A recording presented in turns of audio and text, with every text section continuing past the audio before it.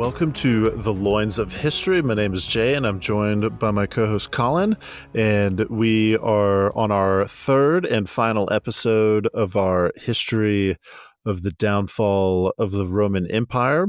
We are doing a podcast series on cultural and civilizational collapse. We are a podcast that desires to connect history to current events and correct political and historical illiteracy. And we believe that history actually has something to say about the present, and that it's more or less pointless to study the past if it doesn't connect to what's going on today. And with this series on civilizational collapse, cultural decline, we wanted to look at different empires: the Roman Empire, the Han Dynasty, the French Third Republic, antebellum South, these different dynasties, empires, right, these civilizations, and just kind of ask some questions like, what led to their downfall, and what can we learn from that and apply it to today? So this episode, Colin is going to talk to us about the fall of Roman culture. So with Colin, what you got? Thanks, Jay. I think this is going to be our favorite of the three that we've talked about with Rome. It's very excited. It has the most similarity to today. You know, the economics is fun because obviously right now the economy is not great, but you know, trying to transliterate Roman economy to today's economy. You know, the military episode, it was very black and white. This one, there's a lot of discussion around like a return to a traditional type of civilization. Yeah. And so, and that's like that's entered the modern discourse right now. And I think it's funny because that is not like an original like desire for man. It's happened so many times over. And that's actually the first key takeaway, that this recurring theme of like a return to tradition, or a return to when men were men and when civilization was great and we're built on all of these great ideals and fundamentals, like that is not only something that has happened throughout history of this return to Rome, but it happened within the Roman Empire. So like within Rome itself, that was something that was desired. And it's not surprising. Like Rome was founded, as I said, in 753 BC, and the Western Roman Empire fell in 476. That's 1100 years where culture shifted dramatically from beginning to end. And, you know, just after Rome, you know, people tried to copy and return to this ideal of Rome, of, you know, this legendary civilization. You know, there was the Holy Roman Empire, there's the Tsars, there's Kaiser, if you look at any of the architecture in Washington, D.C., it's a Roman-esque type of, you know, you know, the eagle, like we have a bald eagle. The Germans had an eagle as well. The French, Napoleon, he had an eagle standard. Like it's always kind of calling back to Rome.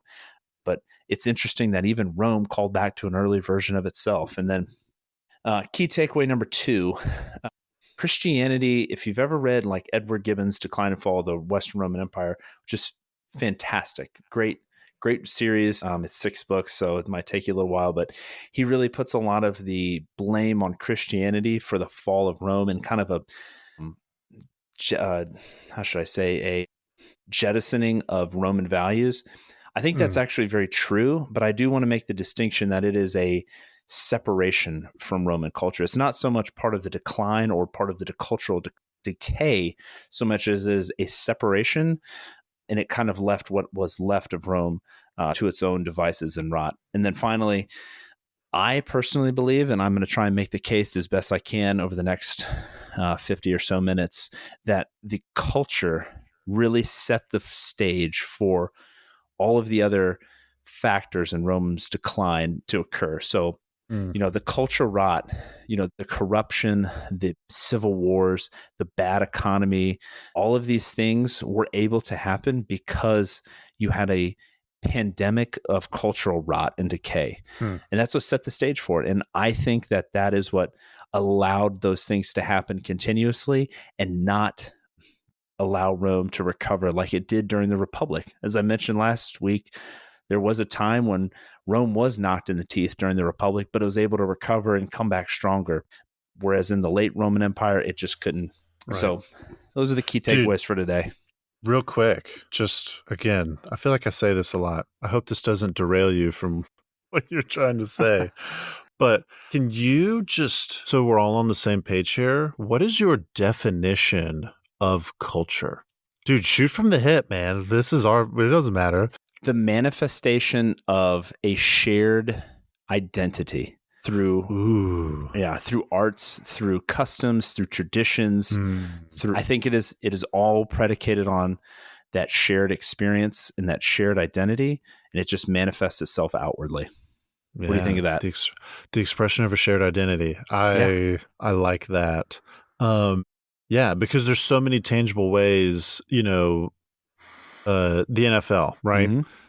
The NFL and American football is a huge part of American culture. Like it's the biggest sport, right, in the United States.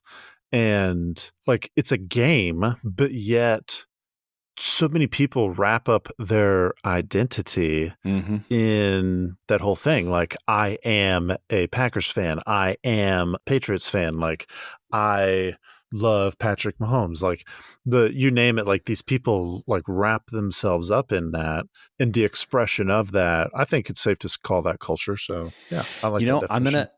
I'm gonna say that is like a quasi culture or a farce of culture, because I would argue that over the past like 40 years that the United States really has lacked a true culture outside of just generic consumerism. And I sound like such a hippie saying that.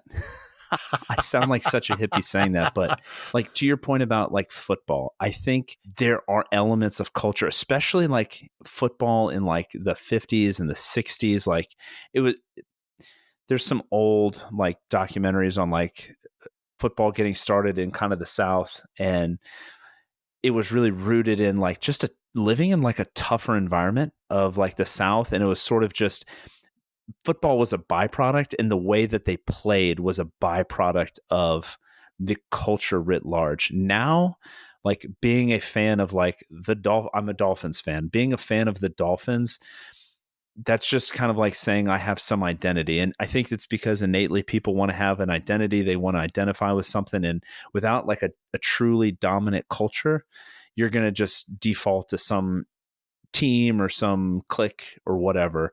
But no, I would argue that I think American culture has just kind of been, I don't know, hijacked into just whatever's popular and whatever sells. Unfortunately, I don't think we have something genuine and authentic anymore. See, this is interesting, Colin, because in a sense, I think you're right.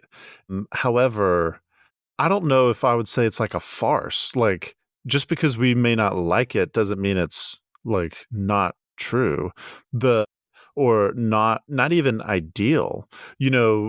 Even bringing this back into Rome, like, and I think don't let me steal thunder or anything like that, but like we get these cultural divisions because there's aspects of the culture that significant groups within the culture, they don't like it. So they ostracize. And, in an earlier episode, it's when the society begins caving in on itself and begins like tearing in on itself that you get these divides. Like take for example, LBGT type stuff, right? Should I not go there? I know. I think I can go there in a helpful way. Like it's not a surprise that like you will find two different categories of people at least who are extremely pro LGBT and then extremely anti LGBT, right? If you were to ask like which one was culture and which one was anti-culture, like you would get opposite answers. You know what I mean? So it's like that's an example of where like it's part of the culture that either side disagrees with. And like, again, I think this is applicable when you see the Romans were actually doing this exact same thing. I sound like Edward Gibbon, like just waxing poetic about like the fall of culture in Rome, but putting that on American society. But I think a lot of those things are just kind of shallow, like, mimic, it's like a mimic of a real culture that people, they seek a culture, they seek an identity. And then in the absence of one, they'll put on a shell of like, hey, it's my football team. That's all I got. I'm going I'm going to go paint my face and spend $400 on a ticket on Sunday to go see a game. And maybe I'm being harsh, but I think those things should be byproducts of a culture writ large. And I think in many ways they used to be, and we have lost sight of that and are now treating them as culture themselves versus a byproduct of a overarching culture. So that's just Colin, my take. It's because we both are from states that don't have good football teams. That's why you're saying that. I don't know what you're talking about. I'm in SEC country. Talk about culture right there. SEC country? SEC. SEC? Wait, SEC team in your state won the national championship? Well, That's the right. ACC team did. Yeah, exactly. That's right, ladies and gentlemen. The SEC's team in Collins State here hasn't done jack. It's the ACC team that won a couple national championships, but we digress. So you got me fired up on something I shouldn't have been fired up on. Anyway. Well, back to Rome. Relaying this all to Rome and the cultural decline of Rome. Bringing it back to Rome here. As we do. We like to have fun. As I said, there's this discussion even internally to Rome of like, what do we need to return to tradition, and what exactly is that? So you can kind of divide Rome. There's a ton of different ways you can divide up chronologically and how you want to, but there's like three main ones, and that's you can go to the very early part of Roman history with the seven kings, and then there's the Republic, and that was after the last king was forced out and the Republic was established in 509 BC, and democracy came to Rome conveniently 1 year prior to democracy being invented in Greece. I think that is done on purpose as Rome rules. And then it transitions from the Roman Republic to the Imperial Rome. Yeah, Rome tends to do that a lot. I'm going to get into that. And so looking at the Roman Republic, I think that is when a lot of Romans living in the imperial era look back on that and look at the values they had in the Roman Republic as the ideal state of Rome. And I don't just mean the actual institution of Rome. I mean the people of Rome, like down to the average Roman citizen. Yeah. I think, if you were to just kind of sum them up in a few words, it's really, they were, a hardy agrarian people. They were prudent and they were patriotic. And that's kind of silly. I know when we say patriotic, you think of like, American patriots cheering for, like post 9/11 America. I mean, like they had a duty to protect Rome, and it was viewed as an honor to serve Rome. Like if you're a Roman citizen, it was expected of you to serve in the military in some fashion. So, and here's I think the best example of like an ideal Roman in the Republic. So there's a man named Cincinnatus, of which the city of Cincinnati is named after. And a society of Cincinnatus was founded many centuries later, of which George Washington was a member of. And actually, he looked to Cincinnatus as a fine example of what we should look to in our leaders. Cincinnatus was a patrician. So we haven't really gone over the patricians versus plebes, but the patricians were like the aristocracy. They could trace their lineage back to the first Roman senators, post kings of Rome. And the plebes were just everybody else. So he was a patrician, but he lived a simple life. He was but a humble farmer who lived on the outskirts of the city of Rome. And due to his noble birth and general talent that he had, he was called upon to become a dictator, twice actually. And during the Republic, there was a office that was reserved for times of crisis when somebody could become a dictator temporarily to see Rome through the crisis. And during the first time he was the dictator, I think it was the Aquians who were besieging Rome, and they were about to overrun a Roman army and just wipe them out, and Rome was in dire straits. And they came to Cincinnatus, or as the story goes, he was plowing his field and they asked him to be the dictator, and he left his plow in the field and became dictator temporarily for 16 days, defeated the Aquians, saved Rome. And then he went back to his farm and picked up the very plow that he dropped and began farming again. That's how the story goes.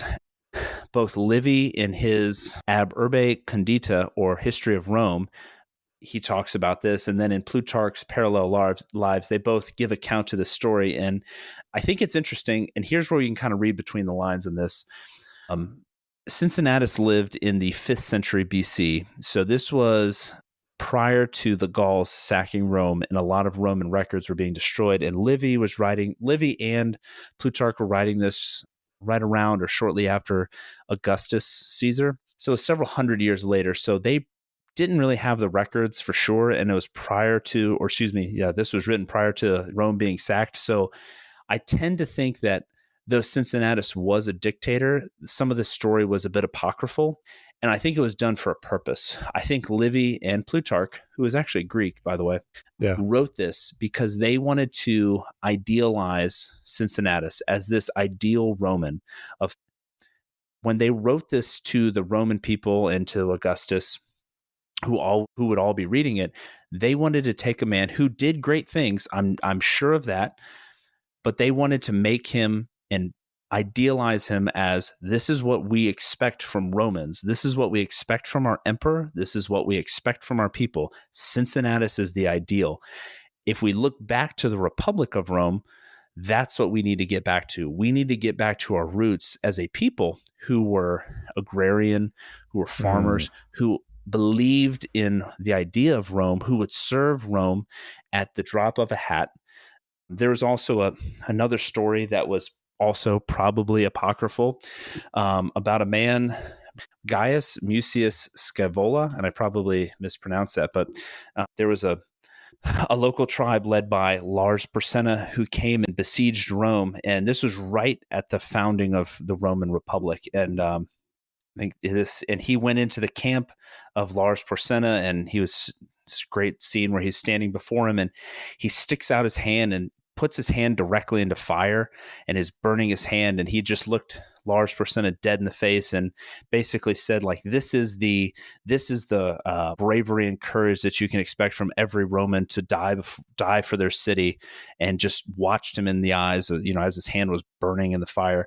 Now, again, probably very apocryphal, but it's written because these are the stories that they wanted Romans to aspire to. And I think there's a lot to it. I think that there are grains of truth in there. I think that the Romans of the Republic were much more civically engaged.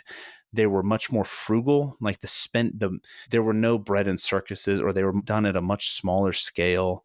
They were much more responsible fiscally, even at a personal level. They did not, the idea of these like Roman orgies and parties and all these things like that was foreign to them at the time. And it would have actually disgusted them, even their leaders. So that was kind of what was going on during the Republic era. And it was something that I think a lot of Romans, especially in the academic and the philosophers and historians, understood was transitioning as Rome became an imperial power and was shifting. They recognized it, and I think that it was kind of their last gasp to reinvigorate this sense of traditionalism. And it's funny because you see this kind of going on right now in the United States, and this isn't so much a commentary on like, should we go back or should we not?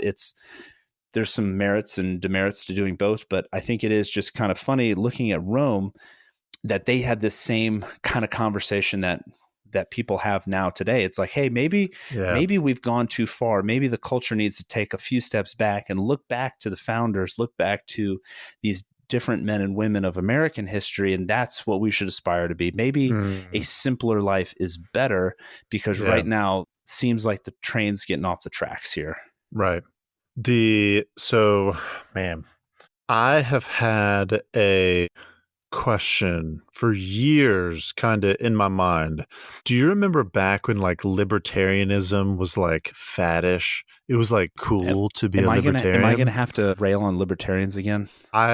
For our listeners who, maybe this is the first episode that you're listening to, but I'll speak for myself. Colin, you can agree or disagree or not. I love to hate on libertarians. I absolutely do too. It's great in theory, but in practice, it falls apart. And let me be clear here. I love to hate on libertarians from a like friendly. I consider them friends. They're like little brothers. Yeah, that's a good way to put it. I like a lot of libertarians. I think there's value. Like, for example, the Cato Institute, right? If you're into think tanks, that seems appropriate for a History of Rome episode. The think tank that is for libertarian views is called the Cato Institute. They do really good work. They produce good stuff. However, have some fundamental issues with the political philosophy behind libertarianism. But when I remember thinking about this question that I have, when libertarianism was like cool, and it was like, oh, I'm a libertarian. I believe in like classical liberalism and like all this stuff. And when I began reading up on that, libertarianism in its essence is defined by this principle of non-aggression, right? As long as you're not hurting anybody else, you are free to do whatever you want, right? That's libertarianism. Well, I grew up as self-identifying as a conservative, right? And I thought to myself, what is the fundamental principle of conservatism? Ladies and gentlemen, I currently believe that the fundamental principle behind conservatism is simply a longing for the past. Because from a philosophical standpoint, I don't think that you can get two conservatives to agree on any kind of thing that's even remotely similar to like the principle of non-aggression. Rather, what you generally tend to see is that they wish things are currently like they were in a past time, when in a better past time. And we long for the past. And when Colin, when you were talking about like Livy and Plutarch, and they kind of like romanticize and idealize these things, it's like American conservatism. George Washington is a saint. Like all of these guys, Thomas Jefferson, John Adams, Ben Franklin, it's hard to cope when you actually look and you see. Now, granted, George Washington was a really good dude, but like all of the founding fathers had flaws, a lot, let's not even talk about slavery. Like those, we kind of idealize the past because we see goodness. And I'm not trying to throw the baby out with the bathwater here. Like there was and is goodness. I think it's probably even more wrong to completely throw the pendulum in the opposite direction and say like, these are, they're racist or like these are wicked people. Like that's not true either. But at the same time, like from a logical consistency standpoint, there's something to be said about this just emotional urge to romanticize the past in the hope of using that as a guiding framework for how we should respond to things today. Gustav Mahler has a great quote, and it's, tradition is not the worship of ashes, but it's the preservation of fire. I think that sums up. It's the preservation of fire. And I say that because if you look at, and what I'm about to get into with the late period of Rome, not even late period, just imperial Rome, the fire seemed to go out. And that's kind of the best way to put it. Like, to your point, like what actually is conservative? Like, what are we conserving? Like, are we worshiping people that have died before us? And it's really no. And I think in essence, go ahead. No. In essence, like Livy wanted to preserve the fire that was Rome and had built Rome and created this great imperial power. What happened over the next 400 years is that fire was slowly quenched in and of itself. I think Edward Gibbon basically, I don't have the quote right off the top of my head again, but he basically said like Rome collapsed under its own greatness, its own weight. That's kind of what he makes in and of it, the argument he makes throughout his 6 volumes. Yeah, I mean, Gibbon has a great quote. I mean, Rome has grown since its humble beginnings that it is now overwhelmed by its own greatness. And so like, what is that greatness that overwhelmed the fire that Livy was trying to preserve? Yeah. And I think kind of to an earlier point of yours, Colin, like if we look to the past for how we should be approaching things in the future, which, oh, by the way, this is literally our mission statement here at the Loins of History, connecting history to current events. Does that make us fundamentally conservatives? Yes. Anyway, right. I think what we What you have to do, though, is not just simply say the past was inherently better. Rather, you have to define what the actual goodness was in the past. Was there some, the Romans were all about virtue, right? And there was this, which they stole from the Greeks, right? Like if you read Aristotle in his Nicomachean Ethics, Aristotle was known for creating what's called a virtue ethics as a systematic way to approach weal and woe, fault and reward. Like, here are good things, here are bad things, and he put it as virtues. If, without going too far down that rabbit trail, if we look back and we like, okay, were the virtuous things? You mentioned one, Colin, that's worth mentioning again, and that is when the Romans looked back on their culture, they saw agrarianism as a virtuous profession, that there was an inherent ethical good in being a farmer, working the land, having a simple life, like being tied to the land, like that there was this objective goodness that came out of it. And then as Rome urbanized, more and more people got away from that, and they correlated our culture and our society is actually going down because less of us are farmers. That's man, that kind of sums up like what Gibbon was trying to say. Like if you look at imperial Rome, and especially as we start fast forwarding toward the decline, I'll go through some specific examples that Gibbon especially brings out. But like if you think about Republic Rome, like at its height in the Republic, they had just defeated the Greeks. So, I mean, they kind of had like most of the Mediterranean. They had beaten Carthage. They beat the Greeks. They had the Italian peninsula. They had parts of like southern Gaul, France, Spain. Mm-hmm. But, they weren't this truly like, as we said before, like massive empire stretching from Britannia to all the way to Mesopotamia. They weren't there yet. So they're still like a very regional power, and they could still keep the essence of an agrarian society, the farmers, and the farmers who serve in the military. Right. Late Rome, they became so fabulously wealthy and decadent that, I mean, here's some examples. Like Nero was obviously very bad.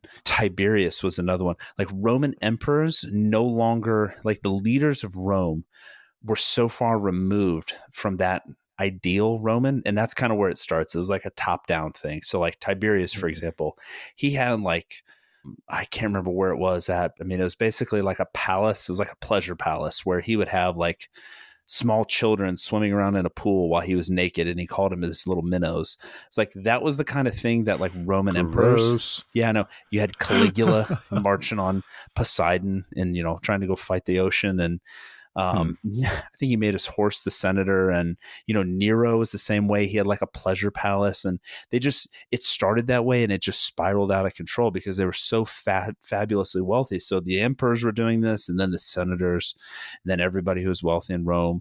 It kind of sucked all the elite into it. We say the elite, that's a very modern term, but it has modern pejorative connotations, but it applies then too. Yeah. So it started sucking them into it, and then with how big the empire was, it was really hard to truly enforce a lot of these laws. And I just kind of had this thought. People will look at harsh laws and harsh enforcement of laws, and they think that's very barbaric. When in reality, that's just civilized people dealing with barbarians or people that can't be civilized. Like it's a policy decision. Rome got so big, it could no longer effectively manage and police itself. It could no longer police the bureaucracy that it needed to survive. And it kind of became cancerous. So like you would have, I mean, let's talk about the mint. We talked about economics on the first episode and kind of go back to that. We're talking about this corruption, this loss of virtue that they had, this frugal virtue. The mint was responsible for debasing the currency because oftentimes they would just take little shavings off, and they would pocket a lot of the change, and they were responsible for taking a lot of that silver out. So that's why later Roman emperors would have to move the mints closer to Rome so they could keep an eye on. But you could no longer police, because what are you going to do? And then you have other administrative offices who are literally selling the office. They're basically putting it up for bid. We talked about it last week with the Praetorian Guard, or 2 weeks ago, the Praetorian Guard murdering Pertinax, going out and saying, hey, who wants the purple? Highest bidder. Right. And then that guy's killed again. So you just have this cascading effect through the empire where you have now bureaucratic institutions who are responsible for upholding the empire, literally tearing it down because they are siphoning off money from taxes. They are siphoning off money for corruption. They are slowly killing the empire while they are fattening their wallets. This was rampant throughout the Roman Empire. So, I mean, there was sale of offices, there's tax farming, there's bribery and embezzlement going on everywhere. So if you were a wealthy patrician or a wealthy aristocrat, and let's say you lived in Britannia, it wasn't uncommon for you to go and bribe other local officials in order to get more favorable services or rights for your family. And then nepotism kind of really took over. And then if you wanted to go buy off judges, so this on the ability to enforce the laws that was so ingrained in early Romans was no longer really, it didn't really matter because it just came down to who was being bought off and this underlying corruption that eroded the whole system. So when I'm kind of combining 1 and 3, but the key takeaways, but like the economy became bad for a lot of reasons, but it wouldn't have happened so fast. And it would have been, I think, reversible had you had good people in these positions, people that were above corruption, people that were above, breaking the law, because they know that it would A, be enforced fairly, and B, they would never really want to in the first place. You would have Roman emperors who didn't want a pleasure palace, but they would almost rather be in the fields plowing like Cincinnatus. Or, to Diocletian's credit, he gave up being emperor and the head of the tetrarchy and went back and farmed cabbages in the Adriatic. So, he was an exception to the rule. Yeah, good for him. He was an exception to the rule. But, you just had so much corruption everywhere that it became unmanageable. It just set the conditions for poor economics. And then, these corrupt officials, it would create unrest and people would be unruly. And, well, that's just a tinderbox or a powder keg that's ready to go off for civil war. Oh, okay, conditions are really bad here. I hate the administration. Let's make the general the emperor. Let's declare him emperor. We'll go fight somebody. Boom. And it just like that, It happens over and over again. So that's kind of where I make the argument that this loss of virtue, this disconnect to what they were as Romans just laid the groundwork for everything else to occur. That was a bit of a tangent. Yeah, no, it's good. It very much feels like the same is true for the US. Like it feels like our culture has shifted so much, like starting in the 1960s and to today, that we've kind of like sown the seeds of our own destruction. That's what it feels like. I'm not saying that's actually true. We'll go through that on another episode, but yes, to your point, it feels like that exactly. Yeah. And I almost feel like the Romans were also very much aware of this same like kind of slide. And, like we talked about in our first episode, like once there's this inertia that comes with decline that makes it really hard to get out of, even if you're able to recognize what the problems are. Let's put it in today's terms. I mean, how many people trust their government? How many people trust a politician?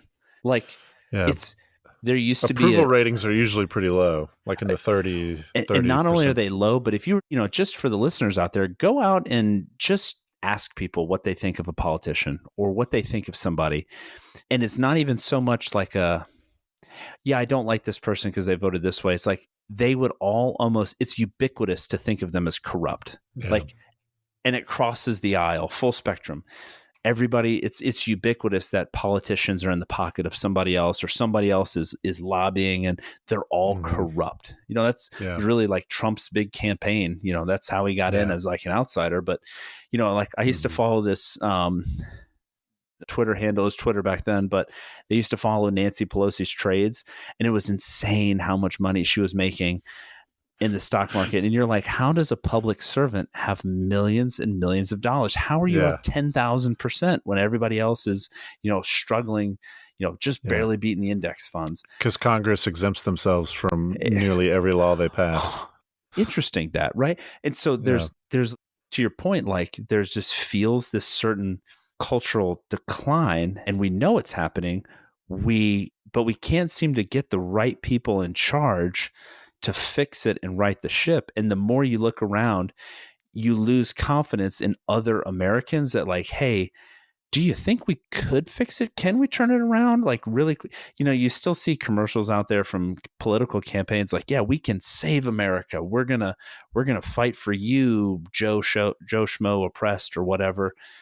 And then you kind of look at it and you're like, I don't know if I buy it. I don't know if, Yeah. So let's look at a specific example here in the United States that is remaining on the motif of like government corruption, right? In Rome, there was a Senate. Mm-hmm. The Senate was composed mostly of, what we might think of as the nobility, right? The elites. Not the common people. Well, the elites, right? Yeah, that's the pejorative term for today. Right. The British saw this, and we here in the United States get a lot of our political ideas from Great Britain. The British saw, and they have their House of Lords and a House of Commons, right? We, when we were going through our constitutional convention, said that we will have a Senate, right?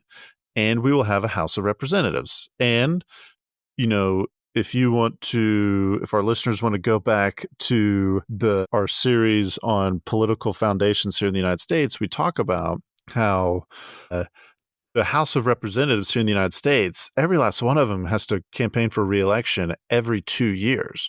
Whereas for senators, it's a 6-year term, and 1/3 of the Senate is up for re-election at a time during that same, every 2 years. The reason why the entire House of Representatives is up for re-election every 2 years is because our founding fathers kind of, jumping off from the foundation that the Brits gave us, looked back at the Roman Empire, and they saw that when these, elite senators just kind of stay in power forever, they naturally create a system that benefits themselves as opposed to what benefits everybody. So this House of Commons or this House of Representatives aspect is intended to be what is the federal political institution that is most closely aligned to the will of the people. We still had a Senate because we didn't want to throw the baby out with the bathwater, because there is this idea. I mean, I come from the rural South. I'll say that. I come from the rural South.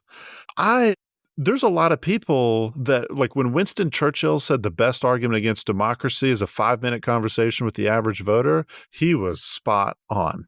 Like, there are some people that it's like, no, I actually kind of want an elite, somebody that actually knows what the freak they're talking about to govern and rule me. Like, there are benefits there. That's why we have the noblesse oblige. Nobility obliges. Like the idea that somebody who is from high birth, somebody who, like, let's be honest, there are people who have a very strong aptitude in political sense and a strong willpower to do things. Those people exist, and it's not a problem. They should be in charge. At the same time, nobility obliges. Like, if you have those gifts, you need to use them to better your fellow man who may not have that ability.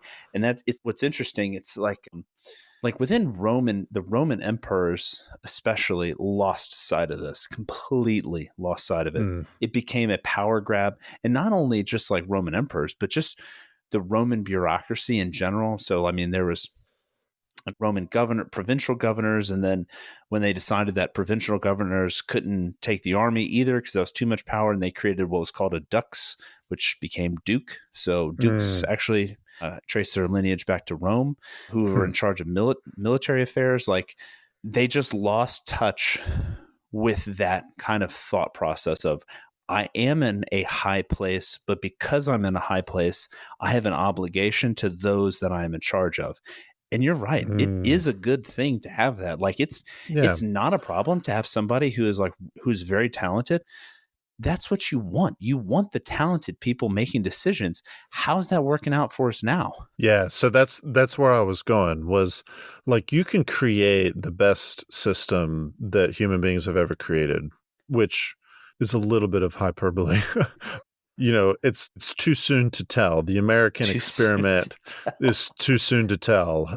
I'm sure our British listeners are laughing in British at us right now. And I will not try to do a British accent. I'm terrible for accents. But anyway, the point being is like we've created a really good system. And look at the US Congress right now. Like the House of Representatives has been in chaos for the last several weeks. And we finally have a speaker. And this guy was basically pulled out of nowhere. And I'm not saying that's a bad thing. I frankly don't know enough about the guy. Well, I know that he was a part of the election, stolen election claims, which I do not support, but that's about the only thing that I know about the guy. And I guess what I'm trying to say is like we did everything we could to create a system model, trying to learn from the lessons of the Romans that would be corrupt, and it's still not perfect. And it's still like going to be and is completely dysfunctional from time to time. And only time will tell if, the recent developments in the House will show that it's going to get any better. And a lot of these people like the Matt Gaetz and the Boberts and the AOCs and the squad people, like you name it, on both sides of the aisle, they show up and they're like, I'm reflecting the will of the people, and they just make things worse. So I say all that to like kind of go back to the earlier comment about like there's this inertia that comes with civilizational decline. And even if you're operating in the right system, and even if you're trying to take the lessons that you learned from the Romans, it's really, really hard to get back to, okay, here's how we actually fix these problems. Here's how we address the corruption, etc. I'm going to do a pop culture reference. So, and this movie has nothing to do with what we're talking about, but in the movie, The Big Short, which is a fantastic movie. So good. Great movie. There's a scene like right before the Great Recession like truly kicks off. And I think they had just gone to Vegas. And, it's a scene where Steve Carell's like, he's on the phone. He's like, there's a bubble or, whatever. And he's talking, they kind of figure out that like, there's a bubble, it's about to burst. And like, they're calling everybody out and they're trying to raise awareness out of it. And some other people are there to make money. But like, there's a scene where it kind of slows down and it shows like everybody dancing and having a good time. And then like the next scene, it's like, oh, and Bear Stearns just went bankrupt. Lehman Brothers just went bankrupt. Everybody lost billions of dollars. I kind of think if you were to superimpose that scene over Rome, and you're talking about this inertia, that's kind of how you have to see it, especially from a culture standpoint. Like you have all of these great emperors, and I should say like there were good emperors during the imperial era. There were who did have the nobility obliges like Trajan, Nerva, Marcus Aurelius, Diocletian, Constantine. But there became an inertia underneath those good emperors that was almost undetectable until it was too late. And I think that's the part of the problem is most people are not willing to do any kind of self-reflection and see it. The Romans didn't, because by the time it had gotten really bad and things started to truly decline and get out of hand, like in the 3rd century, it was too late. Like, how do you go back and how do you reinvigorate a culture that is lost, that is hundreds of years gone? How do you go back to those people that are bureaucrats in Britannia or, Asia Minor and Egypt? How do you go to them and say, hey, gravy train's over. We're going to you're going to get back to this agrarian society. Nope. That's what Pertinax tried to do that. And he got executed really quick. He was assassinated very quickly. So that's what I mean. It's kind of like, it's too late. Once you realize like things are going downhill, like Rome couldn't, I would contend that culturally speaking, Rome didn't have enough fight left in it to save itself as of Marcus Aurelius' death. Constantine was an amazing emperor. He actually, he reunited it, conquered the Tetrarchy. Diocletian kind of saved it. Aurelian was this reunited the three different empires that Rome split into, blah, blah, blah. Great emperors.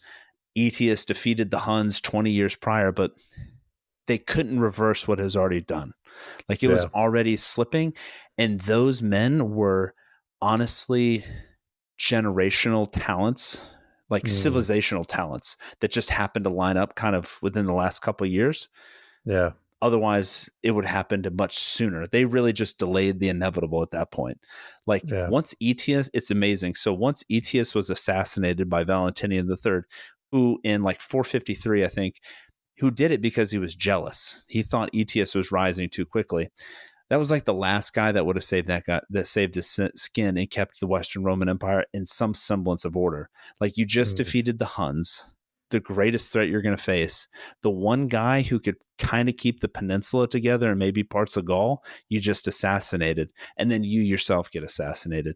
Like he did it because he was jealous and wanted power. He did it and then he got assassinated.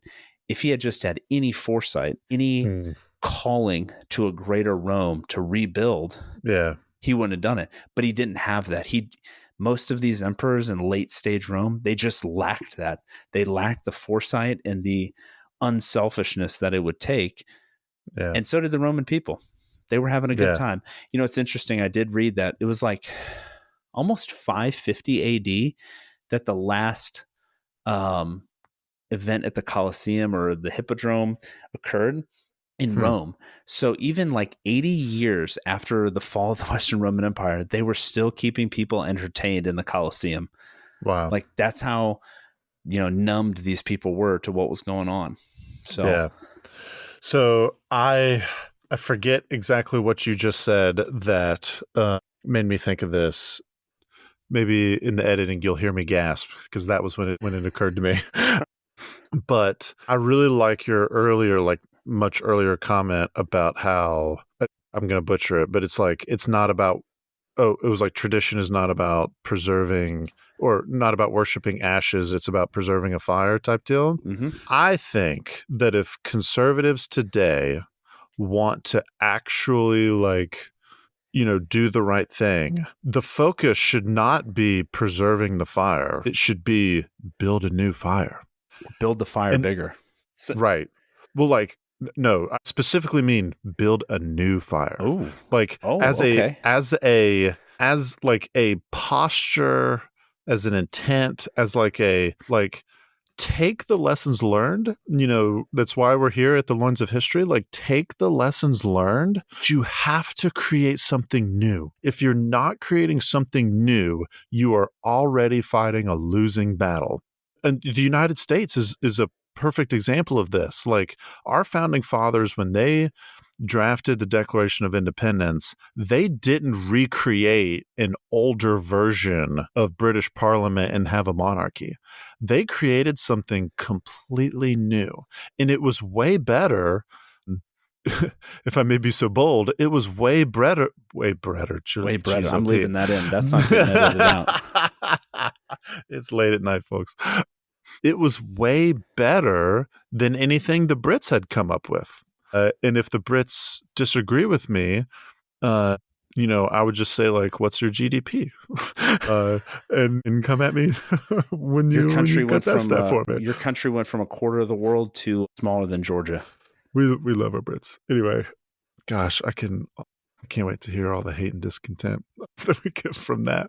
Anyway, it's like they had to create something new. I think if conservatives here in America, we should not cede the ground of the future to progressives. Progressives are all about they come from this Marxist view of the inevitable march of history is towards the workers' revolution. That's the socialist bent. But a lot of progressives come from that background where they're hyper-focused on the future, and they're explicitly trying to tear down what was in the past. conservatives are automatically fighting a losing battle. We're never going to get the past back. Rather, we should be, like you were saying earlier, or what we were talking about earlier, we have to focus on the good things, like the things that were successful in the past, whether that's from a religious standpoint or just from a, objective, like, no, this is a good way of doing politics or a good way of doing business or something like that. And we have to take those things and create something new. That, for the culture warriors out there, I think that's the way that, that's the framework that we have to go if we actually want to do something good. I tend to agree with that, but keeping it on the theme of Rome, connecting what you're saying, like speaking of creating something new. Rome didn't do that, which is why they fell. Rome didn't do that, yes, but somebody did. So within Rome, and I mentioned this is a key takeaway too, Gibbon blames like Christianity, and it's not like I don't think he truly hated Christianity, but he blamed them. And I want to add some context to that. So part of the reason he like puts the blame on Christianity for the fall of Rome was it pulled Christians out of this, as he would say, like a traditional Roman culture of like, serving in the military and like worshiping their ancestors and like, or paying homage to their ancestors and their gods and like being Romans first, like putting Rome above all else. Whereas they worshiped God above everything else. And that was like very foreign to them. As a matter of fact, Romans in the early church, and this is the thing like that gets me when people talk about like Western history and like Christianity being oppressive, like when Christianity spread in Rome, it was the religion of women and slaves. Like women and slaves were the ones that looked at Christianity and they were like, yes, this is what we want. Rome did not like it at all. They hated, I mean, they persecuted him for hundreds of years before Constantine. Like it was so foreign to anything else in the world at the time, completely foreign. And that's why like women and slaves latched onto it, and it created like a separate identity. And so this separate identity began to slowly and then very rapidly pull a lot of people away from Roman values, quote unquote. And, at the time, post resurrection of Jesus, there's, at this point, you're already in imperial Rome, but where am I going with this? Anyway, culture's already declining. So they've already kind of moved away from the Republic, but like it still pulled other people further out of what could have been like a Rome first type of culture, and they became Christians, and they started separating themselves. Like the Jesus fish you see, and all of these other things, like those are all like Christian symbols, and Christians were persecuted, but they were in hiding, so they pulled away from Roman society, and then they grew and they grew and they grew and they grew and they kept growing, and they didn't want to go fight necessarily all of these Roman civil wars. They didn't want to participate in all of these Roman events. They were very different. They separated themselves. So I would like to Gibbon kind of blames them. I would say like had Rome embraced Christian values sooner than Constantine, say like Marcus Aurelius or Trajan, they wouldn't have had a lot of the problems that they had later. That's just my argument, because the Christians of Rome were not known to be like hedonistic criminals, like a lot of was occupying the upper echelons of Roman society at the time. So I think that almost would have been a step closer to a traditional Roman value.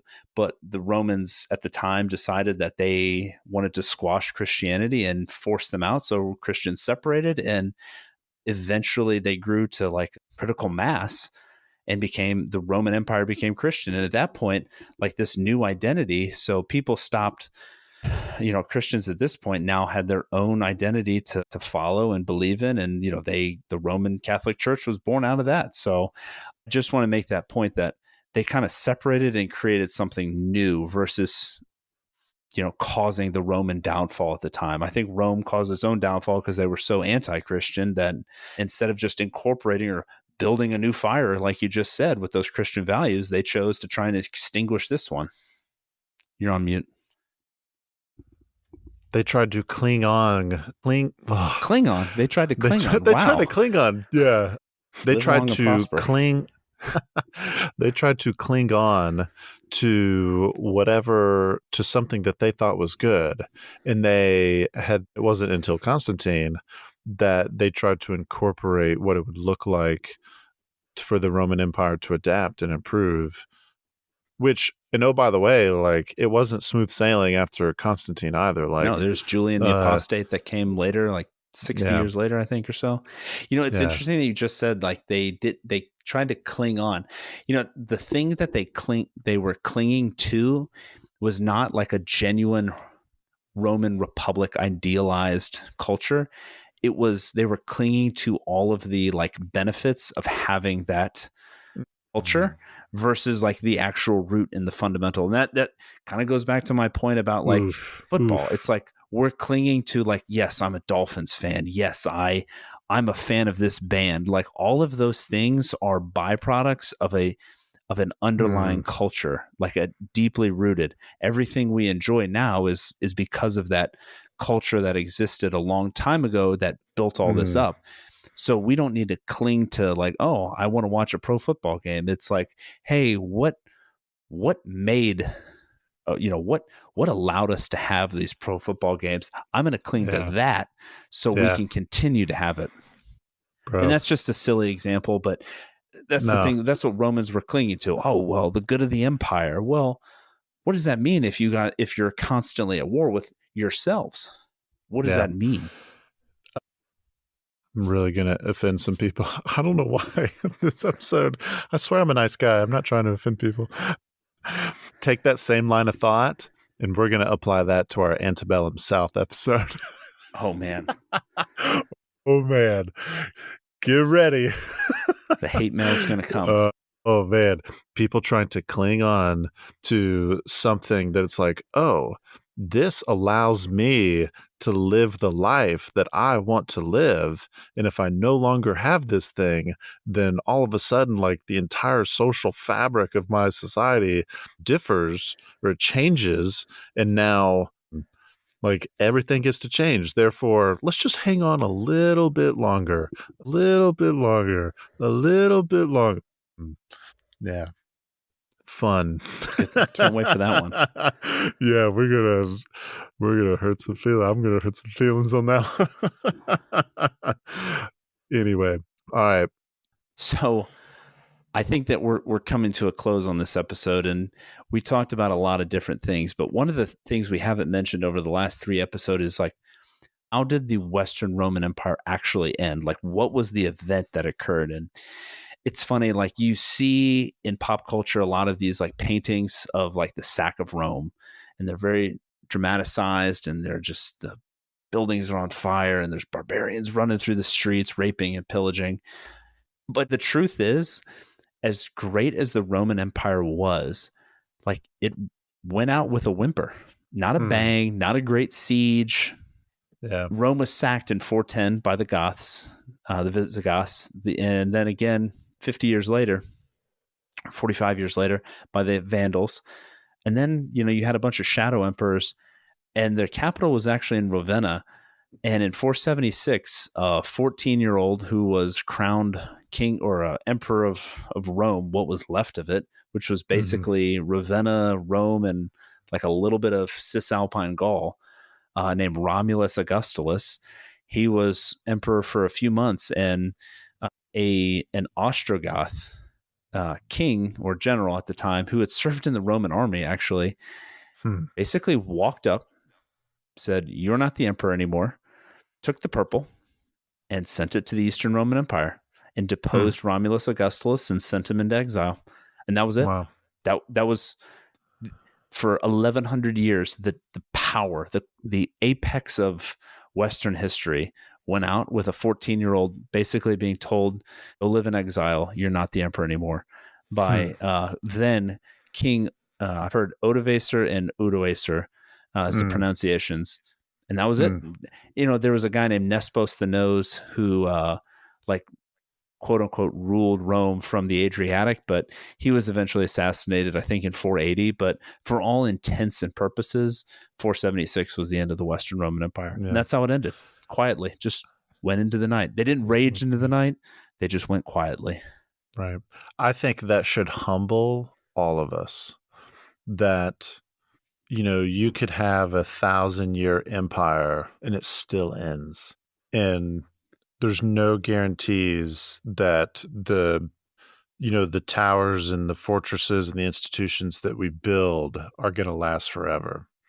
They'll just be ruins that people walk through and marvel at. Yeah. It's very humbling. That should humble us for sure. Yeah.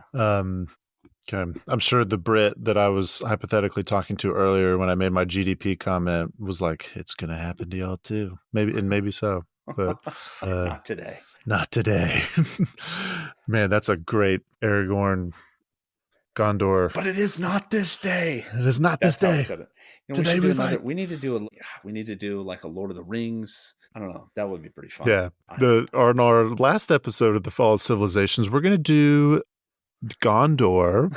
No, we need to do Numenor. We do Numenor. Dude, I can't wait till Rings of Power comes back out. Why?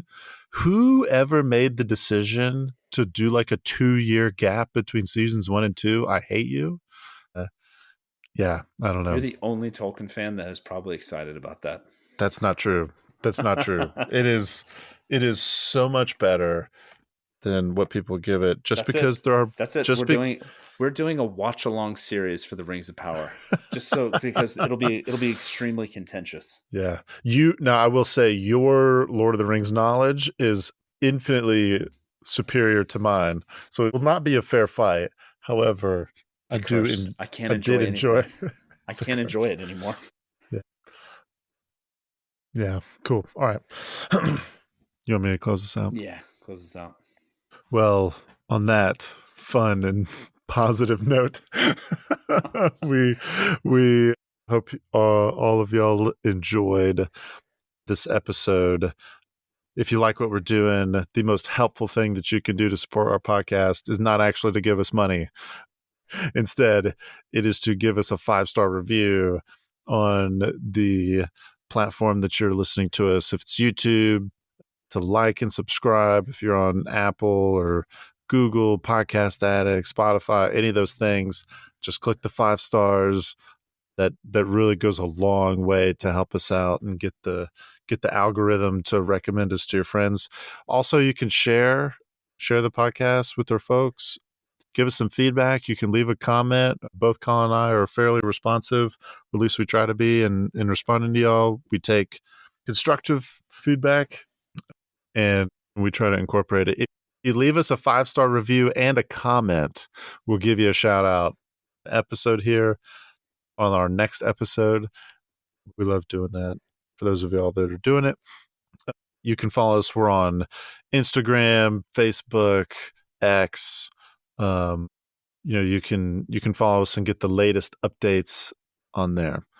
And with that, look forward to next week starting our Fall of the Han Dynasty little series. We'll talk about a completely different culture, but roughly around the same time as the Roman Empire, and see what happened with them. So with that, we will see y'all next week on the Loins of History.